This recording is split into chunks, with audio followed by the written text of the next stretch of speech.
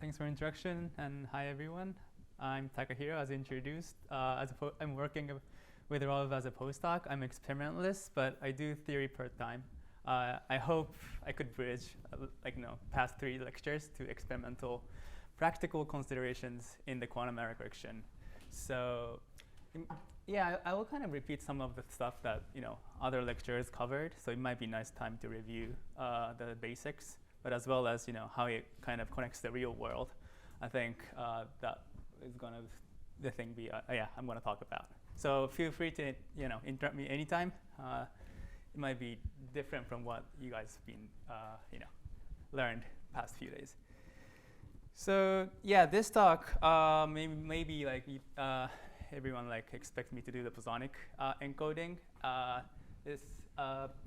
I'll talk about it, but I think I want to motivate it why we need bosonic encoding in the first place, in the first part. Then, as a case study, there are 2 major bosonic encodings, cat code and URL encodings, and these are the hardware realization of bosonic encoding. So I'm gonna explain those in detail.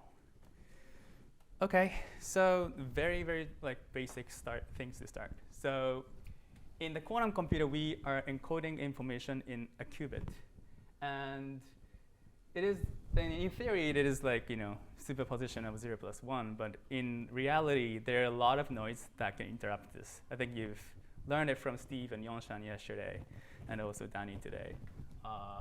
The major error source, it's first of all, bit flip error, which is flips 0 and 1, which is, in experiments, we described a qubit in a 2-level system, which is basically atoms, some orbital in the atom, or But then we can have some energy relaxation or heating in the atoms, so that will create this X bit flip error. Similarly, there's another type of error called phase flip, which will basically change the sign of your relative phase between the qubits. So these 2 errors are the thing that we want to tackle, mainly by quantum error correction. So this is very basic level kind of motivation why we want to do. And I think you've learned from Yonshan yesterday that we have sophisticated way of thinking about how to correct these errors using stabilizer formalisms or repeated error correction schemes. But all those are, I think, theoretical in a sense that it doesn't kind of think about how it can be implemented, or what is the resource requirement, what is the overhead that we need to make in order to build these kind of quantum error correction. And the focus of today's talk is to basically how to make these quantum error correction fault-tolerant quantum computer hardware efficiently. This is because I think you've seen these photos in the news or any quantum articles. This is one example of quantum computer. This is a photo by IBM. A lot of wires. It's stored in this so-called dilution refrigerator. I guess this size is actually the exactly same size as what you would expect in the lab. I think this shows you how large the quantum computer can be, and this only hosts 100 qubits. And this is a very hardware inefficient. And as you might have heard before, if you want to run useful quantum algorithms, you might want to run something so-called Shor's algorithms. Florian will talk about this in tomorrow or the day after. This requires roughly 6,000 qubits in order to run this to break the state-of-the-art RSA. But this 6,000 qubit is a logical qubit, which means that it is error-free, and it doesn't think about error happen or not. If you want to implement error correction on the Shor's algorithm, you need about 1,000 to 10,000 qubit per logical qubit. That means you multiply 10,000 to 6,000. That is more than 1 million or 10 million qubits. And that is the amount of the scale that we have to tackle as an engineer or experimentalist to create a quantum error-corrected quantum computer.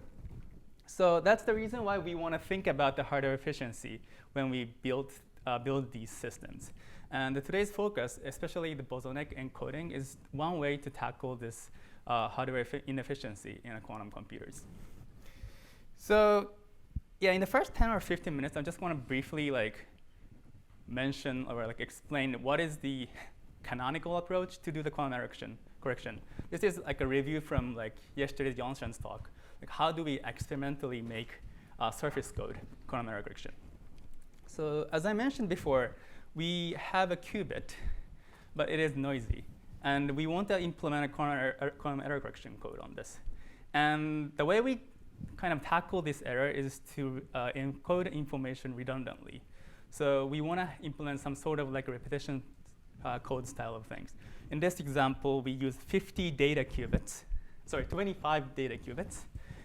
in order to implement one logical qubit.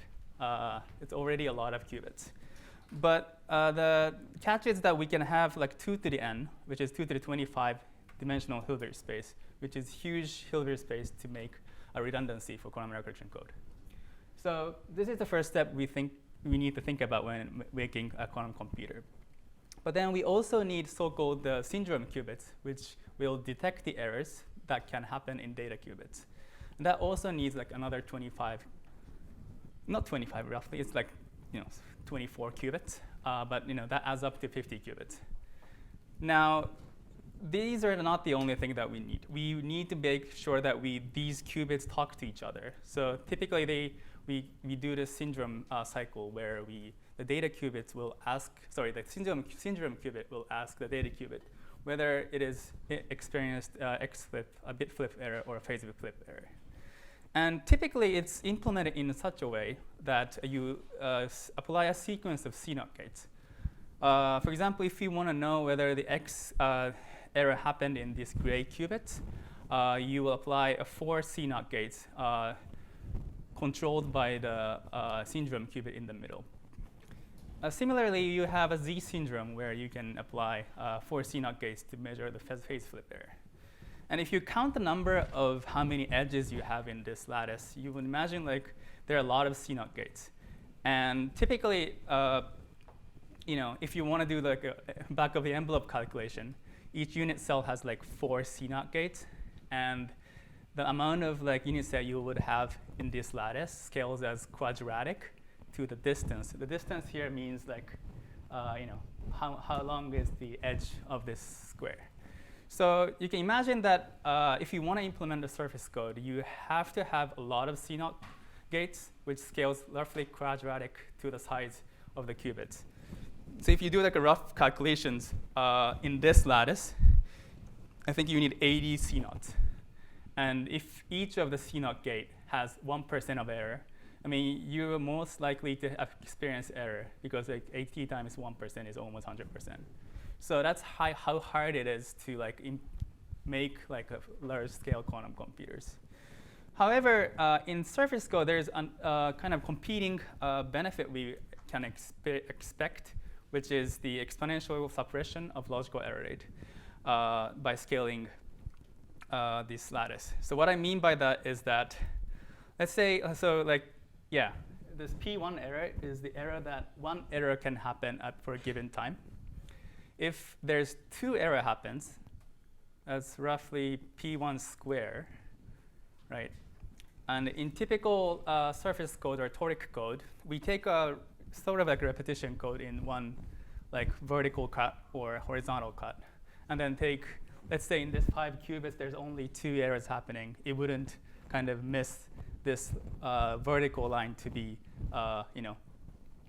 logical error. But if you have 3 errors, the decoder will like misinterpret this result. So as soon as we get like 3 errors or more, I think we can expect that there will be a logical error. But on the other hand, the error rate scales roughly d over 2. So basically, if you expand this lattice to like make the distance longer, your logical error rate, PL, will scale exponentially small. So from the rough calculation, we kind of expected that the CNOT gate will increase quadratically. But with these repetitions code style error correction, we expect this like exponential suppression. So there is sort of like competing effect of how many errors, logical errors that would happen as you scale up the quantum computer. So this leads to this so-called threshold theorem, where if you satisfy error correcting, if you satisfy the error rate of the CNOT gate to be below this threshold, you can expect to have indefinite logical error rate. Sorry, like indefinitely small logical error rate. So what I mean by that is that if like this p-phase I wrote here is a physical error rate of a given CNOT gate, let's say. And if it's lower than the p threshold, which is 1%, then that means that the p logical will scale exponentially smaller as you make the distance larger.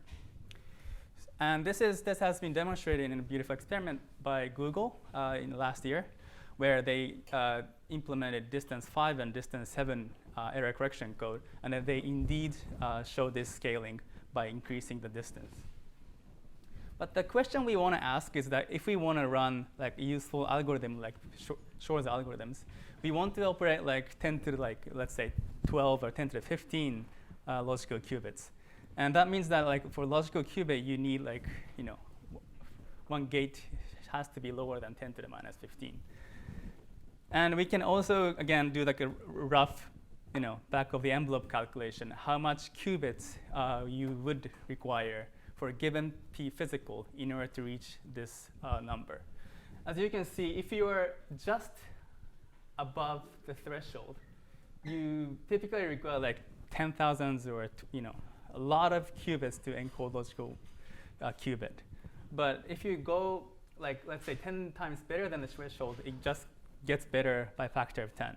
And this win gets better and better as you can make the physical error rate lower. So this motivates us to like engineer a better qubit or better protocol to make the p physical as low as possible. And this is the target, or this is the goal of our field, in any of the Google or IBM or our lab. So I mean, at the current state of the art is just above 1%. It barely it just got above the threshold, but it's not like good enough to implement a quantum computer hardware efficiently. So as an experimentalist, I mean, it's our job to make the p physical small, right? I mean, theorists make these decoders or error correcting codes to show this p logical to being exponential suppression, but as experimentalists, we want to know how can we make this p phase small. So this is our job. Oh, sorry, yeah. So when you say experimentally make them better, are we talking about material science improvements? Yeah, great questions. There are very, many. I will kind of touch on this right now. But indeed, materials, also circuit design, like electromagnetic simulation, all those like physical considerations required to make long lifetime qubit. Can this be thought of as a flat plane of qubits? Yeah, I'm sorry. Yeah, it is too. So yes. Yes. So is there any way of setting up as a three-dimensional space? Yeah, that's a great question. It's actually active research right now. I'm mainly like assuming superconducting qubits in this talk, but there's a platform called Neutral Atom, which is done by Harvard and QEra, which they have like floating atoms that can stack surface code on top of each other. That can kind of make three-dimensional as well. Great questions. Thanks. So I'll touch on this T1, physical kind of considerations. So previously I mentioned that the physical error rate depends on the bit flip error or phase flip errors, but that's very theoretical. What actually happens in this physical system is that so-called T1 and T phi, I think, which Danny has explained in the previous section. So T1 is so-called relaxation time. So this is the average time that energy will relax for a given time. T phi is how long it takes before the qubit dephases. And the p physical can be kind of roughly scaled as the linear scaling of t cycle over t1 plus t cycle over t phi. And tau cycle is like a typical cycle time that requires for error correction code. So the question is how can we improve p-phase? So a straightforward way is to make T1 and T5 larger such that P-phase will be smaller. So this is, as you asked, the materials of the superconducting qubits will matter, like how clean we can fabricate the circuit, or how well it is not susceptible to the electromagnetic environment. These are the actually let's say main focus of our lab.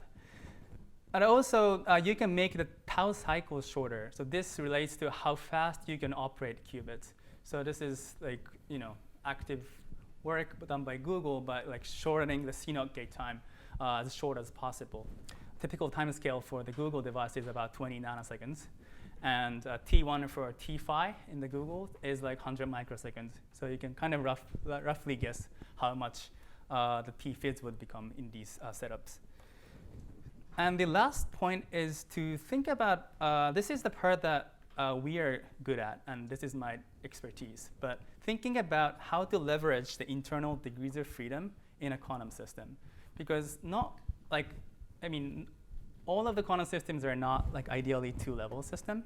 It can have higher energy levels. If you think about hydrogen atoms, there's not only 2 orbitals. You have 3 or 4 orbitals. So you can leverage those different orbitals in order to maybe cut the p-phase. So let's say you have 3 level. You can use the middle level as some kind of flag state. And then you can encode the ground state and the second excited state as a qubit. This approach is actually very hardware efficient in that in order for the energy relaxation to corrupt the computational state, you need 2 jumps, which means that if you write probability, it's gonna be a square of the original tau cycle over T1. So assume that the tau cycle over T1 is about 1%. And assume that T1 is much larger than the T5. What you can expect is to have 100 times improvement in the P physical. And also more strikingly, you can be quadratic to the T1 type of error. So this is kind of the game that we want to play when we are looking at the hardware. Now, if we go back to this rough calculation, what this means is that we can, if the state-of-the-art error level is about 1%, this factor of 100 is significant if you look at the number of resources we want to make a quantum computer. And also, this quadratic dependence is very beneficial because the 10 times improvement in the T1 becomes 100 because of the quadratic dependence. So if you can embed this hardware-efficient encoding in your platform, any improvement on material or any improvement in this physical level of T1 would benefit you quadratically, which is 2 order of magnitude better by 1 order of magnitude improvement. And these line of research has been explored in multiple platforms. As I mentioned before, it can be implemented in the natural systems such as trapped ion qubits. In this example, there are, I guess, 10 levels they can play with. And then also neutral atoms has this, they literally use the real atom and use their orbitals. It's not orbital, it's a fine high-performance structure in order to embed levels. But also, we can also make this artificial multi-level system in the circuits as well. I think maybe you might have known that superconducting circuits has flexibility in designing Hamiltonian or energy levels by circuit design. And we are able to make many level system in the similar architecture as IBM and Google. So, yep. For this talk, I will mainly focus on the harmonic oscillator. This is, I think, you might have heard of bosonic encoding. Boson is a harmonic oscillator. And we try to encode logical information in this harmonic oscillator. And the reason why we want to do this in harmonic oscillator is, sorry? Just a quick question. Yeah. By adding an extra layer in between Yeah. two qubit states, so we are trying to mathematically making a quadratic equation so that Yeah. we can exponentially Exactly. decrease the error. Yeah. Yeah, just one. Yeah, thanks. Yeah, it's kind of combining these two things. So Yeah. Yeah, exactly. Yeah, that's a great question. Yeah, we do. The more, yeah, there's like two competing effects as well. The more levels you add, actually you get more susceptible to error as well, because let's say you have 5 levels, you have 5 photons, so there's 5 times likelihood of error happening. So, but then you have more redundancy, so you might have more than, twice or 3 times improved, not times, quadratic or to the third or something. Yeah. So the reason why we want to do this game on the harmonic oscillator is that this hardware platform has this unique property that I assumed earlier, which is, first of all, it has long lifetime of T1. It's more than 1 millisecond in these microwave cavities. And also it has so-called intrinsic noise bias. So, and earlier I assumed that T phi is much larger than T1. And this also is like one feature of the harmonic oscillator. And also it has an infinite dimensional Hilbert space. So you can choose like how large your Hilbert space can you make for this error-correcting codes. And again, we are trying to make this first order insensitivity against T1, meaning that if you look at this p-phase, which scales as linear to the T1 and T phi, if we detect up to 1 T1 error, the T1 error contribution will be quadratic. And the T phi, we assume that, or like we observe that it is much longer than T1, so it is negligible. So we can expect to have this quadratic dependence in these kind of hardware. And there has been a multiple encodings, which I will touch on later, but explored in the field using these harmonic oscillators.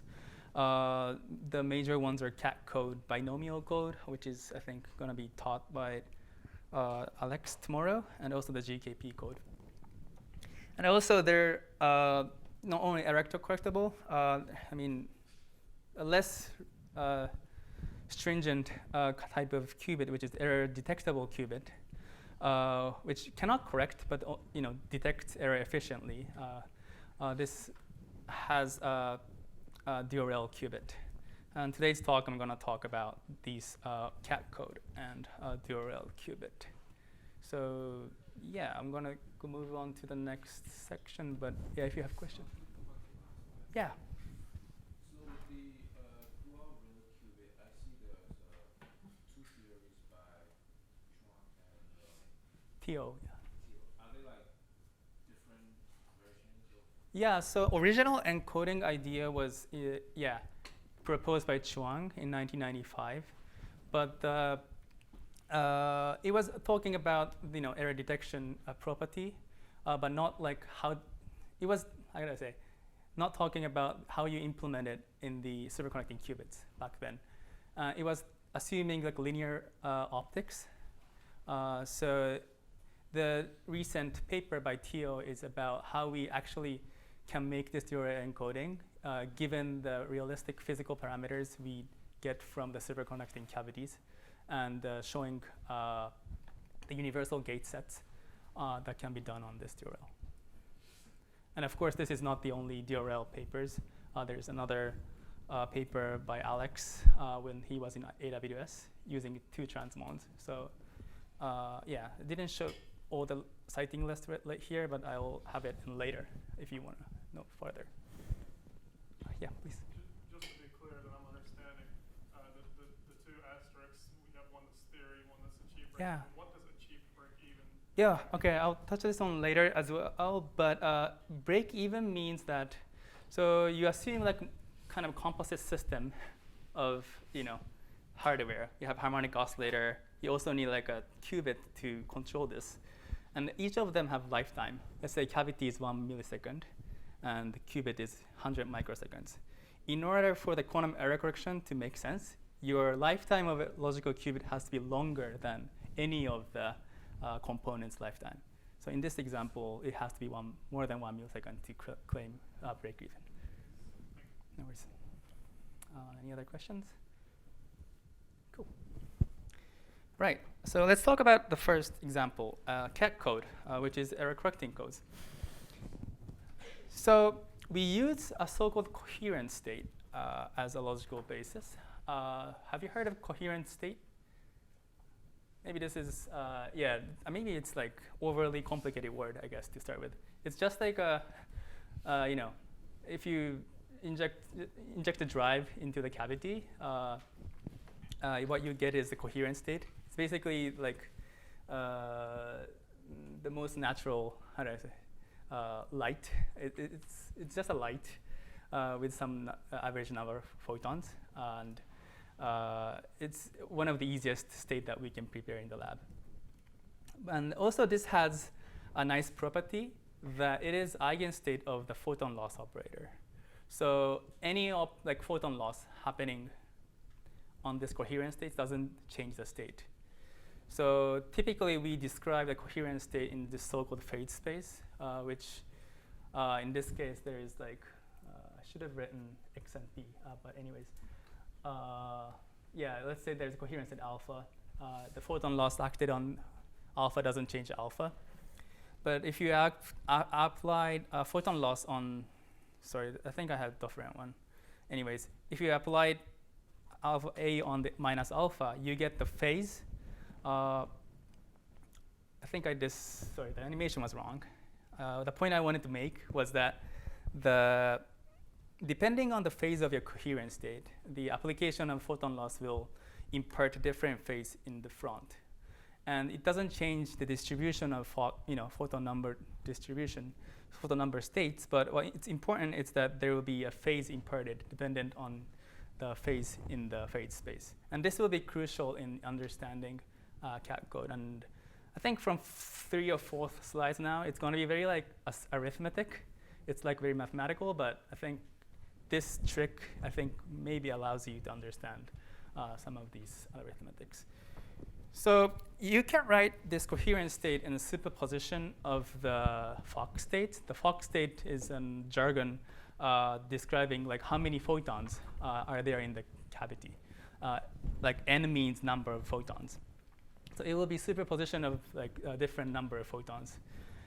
And the important thing is that the coherent state's phase will be actually exponentiated by n as well. So you might expect that depending on number of photons, you have multiplication of -1 or +1, depending on even or odd. Now, this is where the CAT code comes in. The CAT state is basically a superposition of these coherent states. And you can describe it as follows. The important thing is that if you look at these two coherent states, if it's even, it's exactly the same. If it's even n, it's exactly the same. If it's odd, it's going to have a different sign, which means that it will interfere out, it will cancel each other for odd states. So in this superposition, what you would end up is a superposition of the even number states. And when you have a photon loss, this is where this sign game comes in. What would happen is that there will be a phase imparted to the second minus alpha. And that will add minus on this minus alpha as a whole. So this interference effect will be opposite on even and odd. And what you end up is the superposition of odd states. So this can be a syndrome for your quantum error correcting code, because you know that whenever photon loss happen, the parity, meaning even or odd, changes. So this is a very simple trick that we can play at the hardware to know whether the photon loss happened or not. Is this clear? I think if you understand this, I think you can go later. So if it's not clear, let me know. Okay. Yeah. Basically, the alpha operator is doing something as a parity operator. Yeah, in essence, yes. It's basically, but that's not for general states. It's acting as a parity operator, parity changing operator on the specific states, which is a CAT state. Okay. Yes.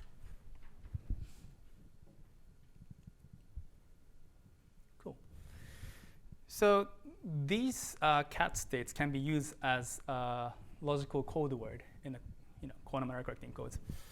So we can kind of categorize even CAT or odd CAT based on these signs. Now, I've only explained the superposition of these two coherent states, but also you can think of coherent states between the vertical coherent states. That can consist as an even cat or odd cat as well. And it's the same like photon loss logic applies here. Now we will call the even cat as a code space. This is where we can assume that there is no error. And then the odd cats we call it error space. If we find that it's an odd, that means that it has an error. Okay. So using these even cats, we can make a logical encoding in this manner. So again, we want to encode 0 plus 1 with some superposition. And we will associate 0 logical to the one of the even cat and the 1 logical to the other even cat. The important thing is that the photon loss operation will uniquely identify C plus alpha to C minus alpha and a C plus I alpha to C minus I alpha. And it will preserve this superposition amplitude and phase. This is the crucial part. And this is where the Neal-Laflamme condition comes in. So this is a different way of saying, like satisfying a Neal-Laflamme condition explained by Danny. But in principle, what we want for the quantum error correcting codes to work is this property where this superposition information is preserved under your error. And the cat code has this property.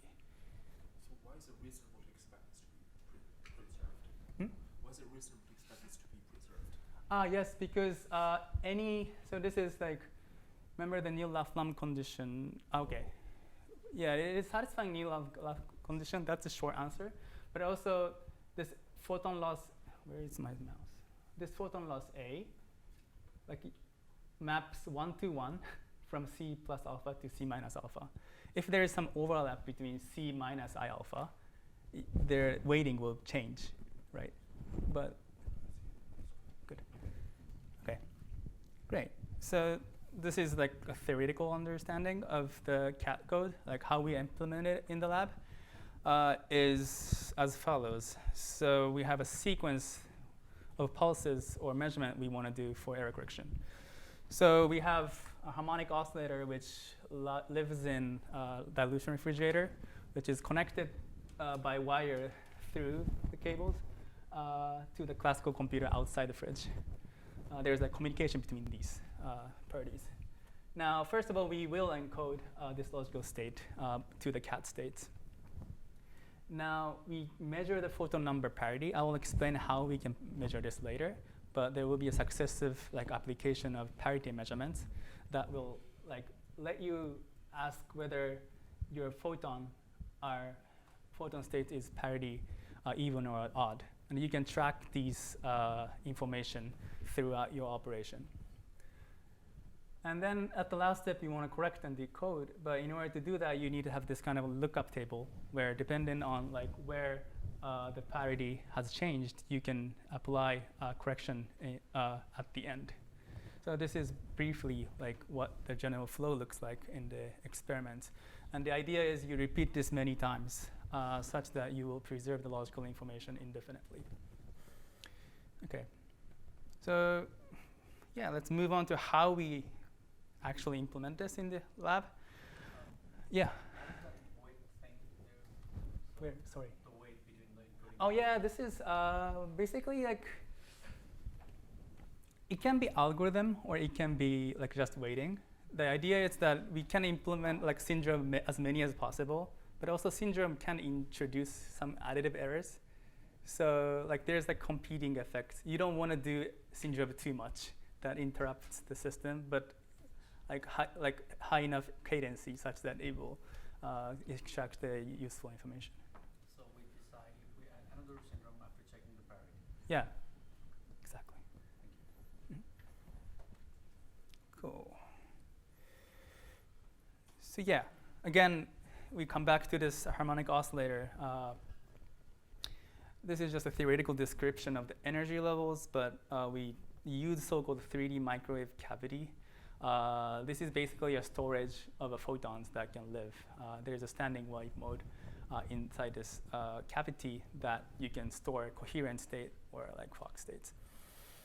Now, this is not the only thing sorry, we cannot make quantum error correction just by a cavity because it's too simplistic, or we don't have enough controllability just by this cavity.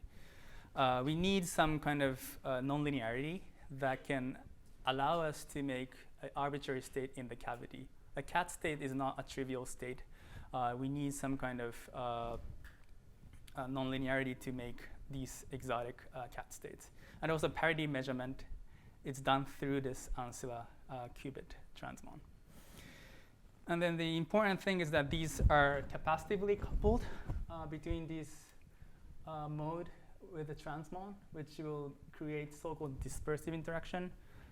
This is a little bit like maybe not familiar from computer science, but this is like basically a ZZ type interaction. When there's a photon in the cavity, they will have a detuning on the qubit. Please. So what does first order insensitivity mean? Yeah, first order insensitivity means that when I say first order sensitive, that means that you are dominated by first order errors. When I say insensitive, it means it's not dominated by the first order errors. Like insensitivity means that it's not like the error rate doesn't scale linearly to the first order. But okay, but what does the first order mean? First order means the shoulder on top of this tau over T1. If it's 1, it's linear. If it's 2, it's quadratic. So is that mean it's linear? Hmm? First order is First order means linear. Second order means quadratic. And if it's insensitive first order, that means it's quadratic.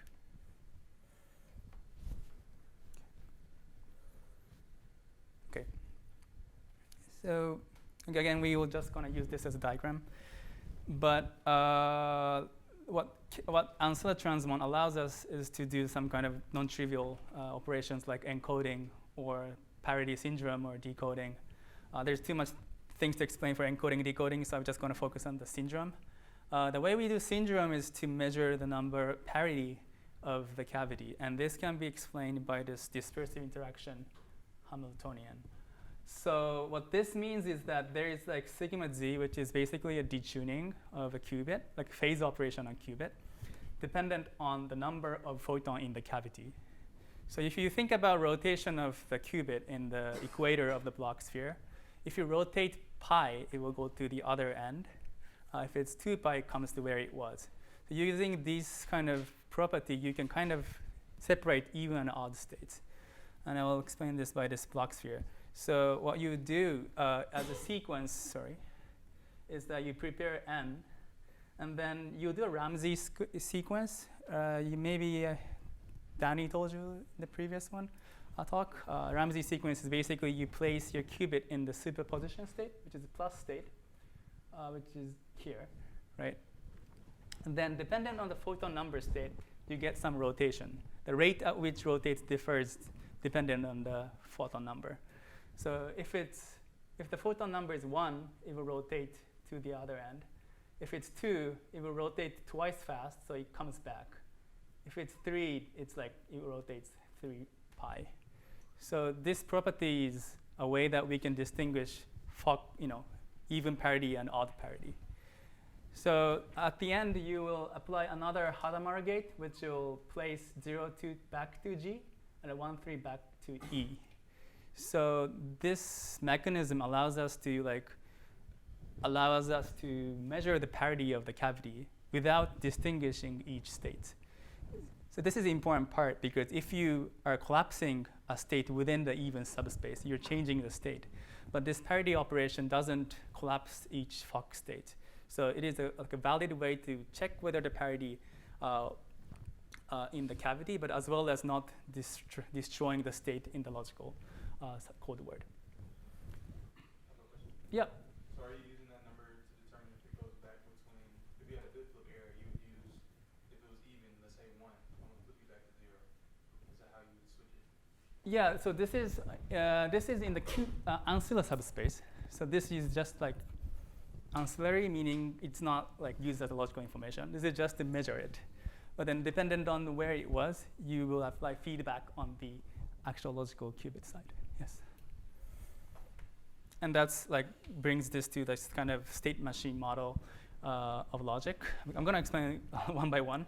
So this is basically what like FPGA, like control hardware, used. How do you program quantum error correction in the hardware? So I'll come back to this. Sorry, if you want to take it, you can take it. But it's in the paper of this paper, OFEC Nature 2016. But first you encode a qubit on the cavity. You prepare cat state. And then first you do the parity measurement, as I described. And this will kind of branch out the state machine. If it's 0, you just stay. But if you have 1, you have like a photon loss. And then the subsequent parity check will dependent on the first parity measurement. And then dependent on these 4 different states, you will basically decode what was the information at the end. Lastly, you can recover it using the feedback. So this is like, some kind of work you need to do behind the scenes, but this has to be very fast because by the time you calculate these decoding and correction, photon might leak by that time. So you have this kind of competition between classical hardware versus quantum system. Like you need to have a long enough quantum system, or fast enough classical control electronics, such that you will like beat this competition. And then, so this is where the break even comes in, where this has 4 different lines where this is something I mentioned earlier. The green line is the lifetime of the qubit, which is for this study was 17 microseconds. This is not the longest time, lifetime of the components. The longest time for the component is this gray line, which is 287 microseconds. This is how long does the single photon decays in the cavity.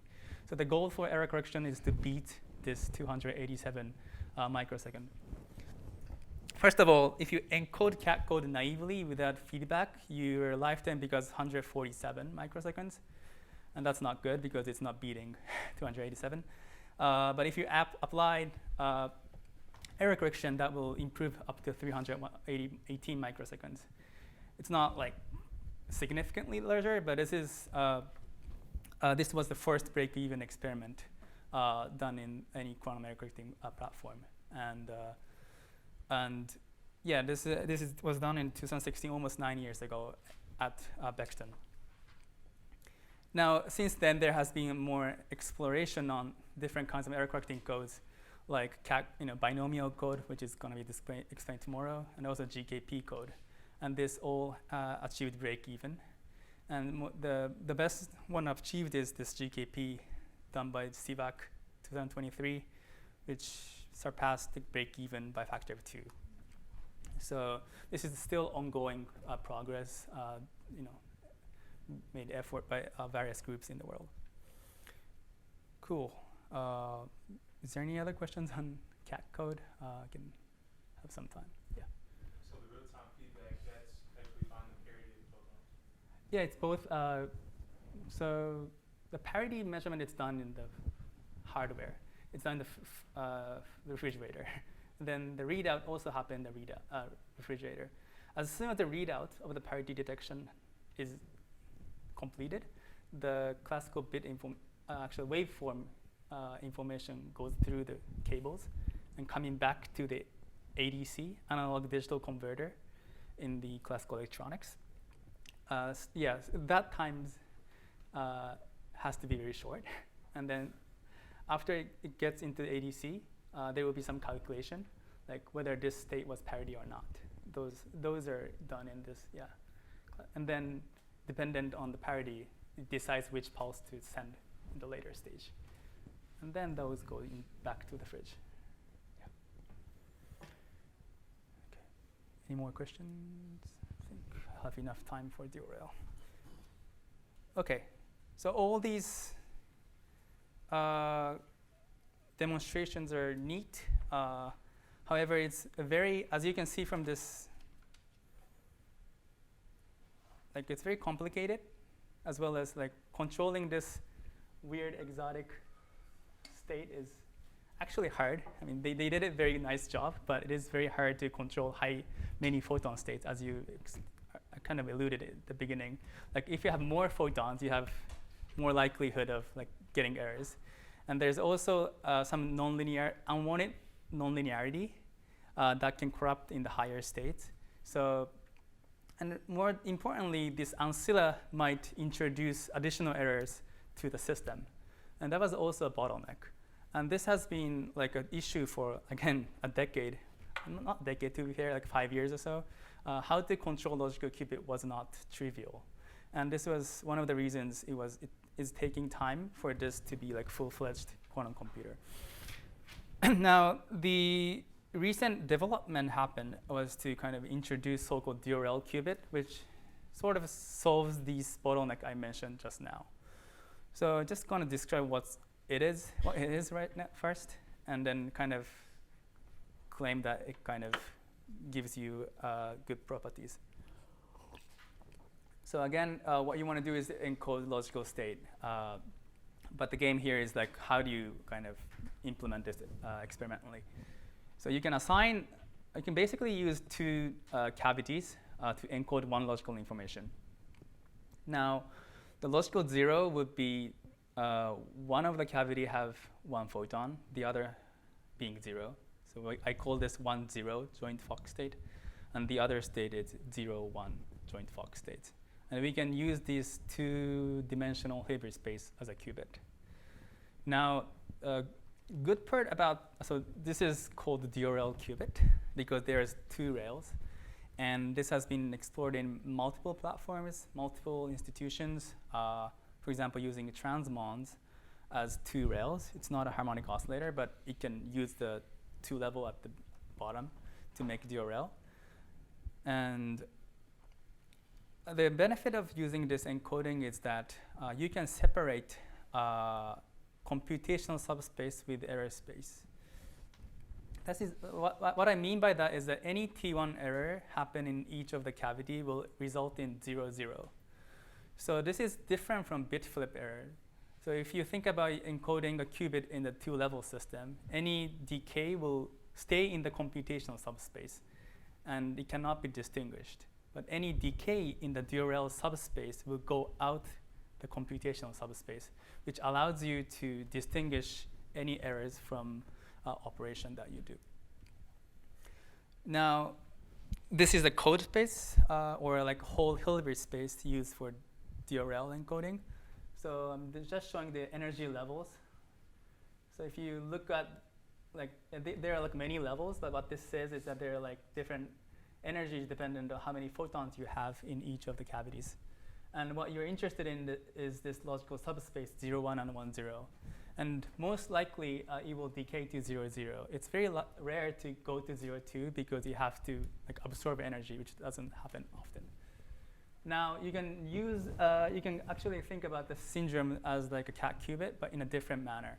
So in the cat qubit, we were considered about the parity within the single mode, but we can think about the joint parity across 2 modes. So it's basically, add the total photons between each cavity, and then ask whether it's even or odd. And as you can see, the computational subspace is odd parity, and if you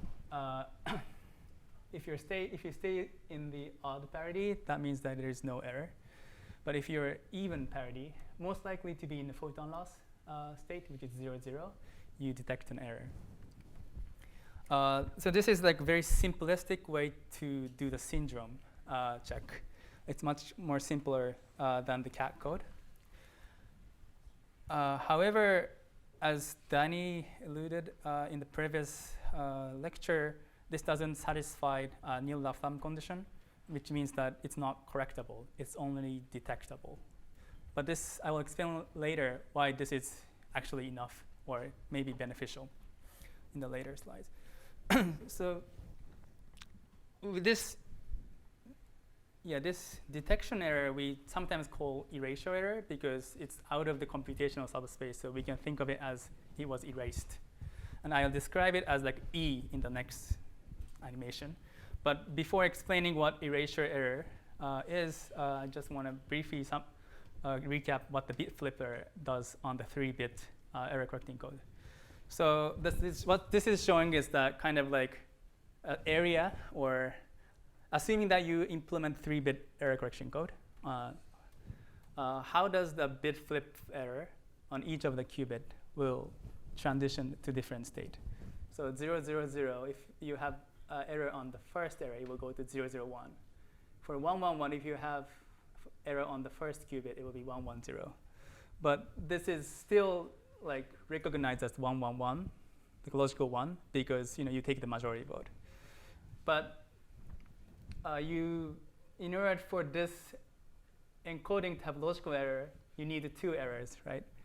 You need 2 steps to go to the other side. For the erasure error, you can kind of gain some distance.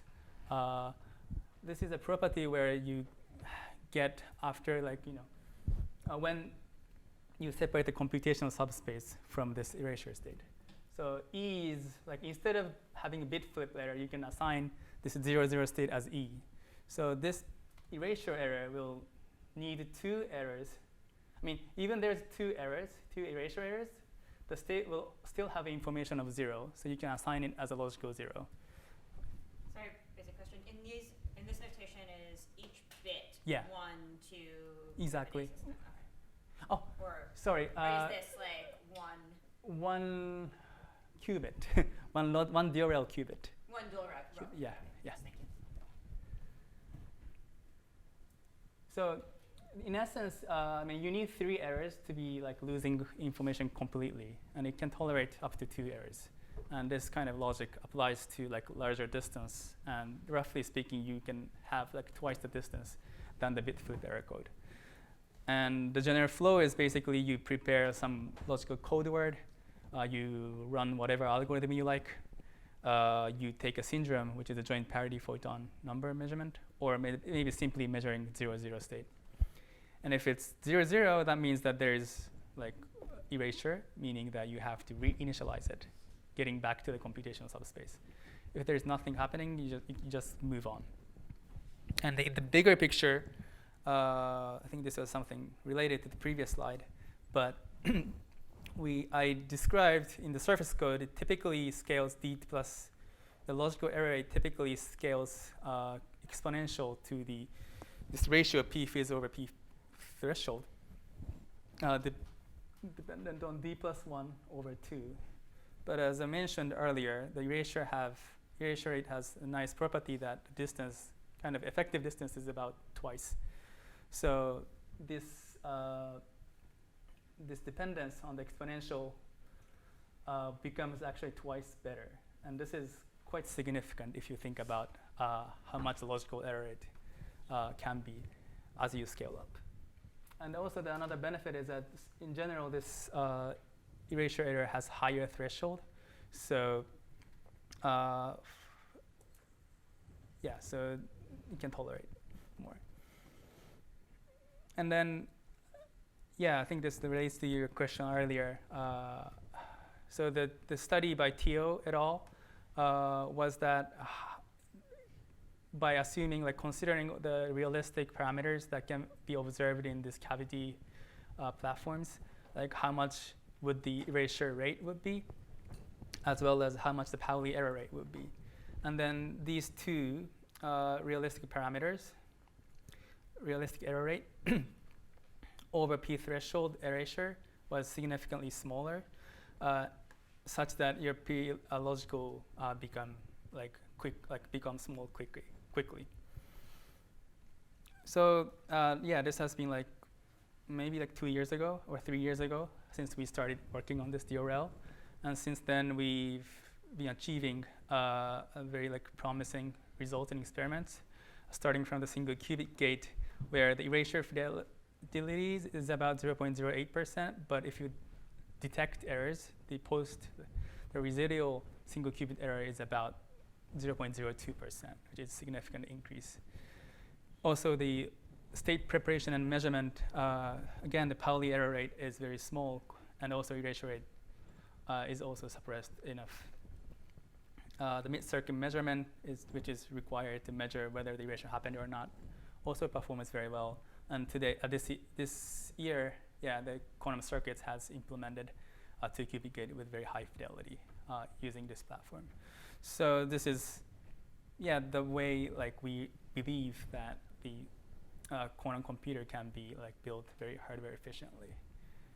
So this is basically the end of my talk. But I think I started from, to summarize, I started from like the question about how can we reduce the resource overhead, and I think the insights we need to kind of take home is to like leveraging that understanding of the noise at the hardware is very crucial, because there's more information than you imagine, and leveraging those will kind of benefit you in the long run.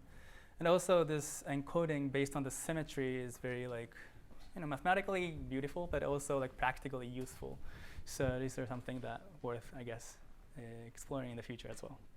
So with that, this is my, I work with Rob Shelkoff. Thanks very much for your talk.